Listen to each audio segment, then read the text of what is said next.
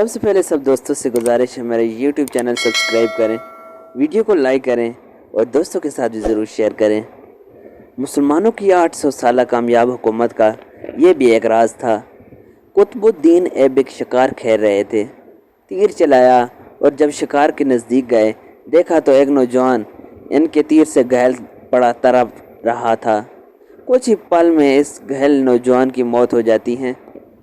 پتہ کرنے پر معلوم ہوا کہ وہ پاس کے ہی ایک گاؤں میں رہنے والی بوڑھی عورت کا اکلوتا سہارا تھا اور جنگل سے لکڑیاں چن کر بیچتا اور جو ملتا اسی سے اپنا اور اپنی ماں کا پیٹ بھرتا تھا۔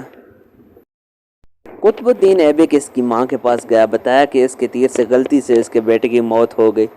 ماں روتے روتے بے ہوش ہو گئی۔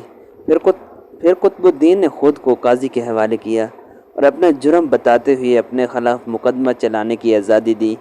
قاضی نے مقدمہ شروع کیا، بوڑھی ماں کو عدالت میں بلایا اور کہا کہ تم جو سزا کہو گی وہیں سزا اس مجرم کو دی جائے گی۔ بوڑھی عورت نے کہا کہ ایسا بادشاہ پھر کہاں ملے گا جو اپنی ہی سلطنت میں اپنے خلاف مقدمہ چلا رہا ہے۔ اس غلطی کے لیے جو اس نے جان بوجھ کر نہیں کی، آج سے قطب الدین ہی میرا بیٹا ہے اور میں اسے معاف کرتی ہوں۔ قاضی نے قطب الدین کو بری کیا اور کہا کہ اگر تم نے عدالت میں ذرا بھی اپنی بادشاہت دکھائی ہوتی تو میں اس بوڑھے کے حوالے نہ کر کے خود ہی سخت سزا دیتا۔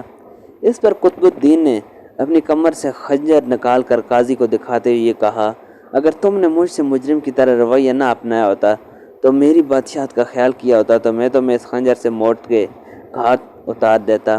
یہ ہے اصل حکمرانی، بادشاہت و انصاف، اور یہی ہے اسلام کی تعلیمات جن سے آج ہم بہت دور جا چکے ہیں۔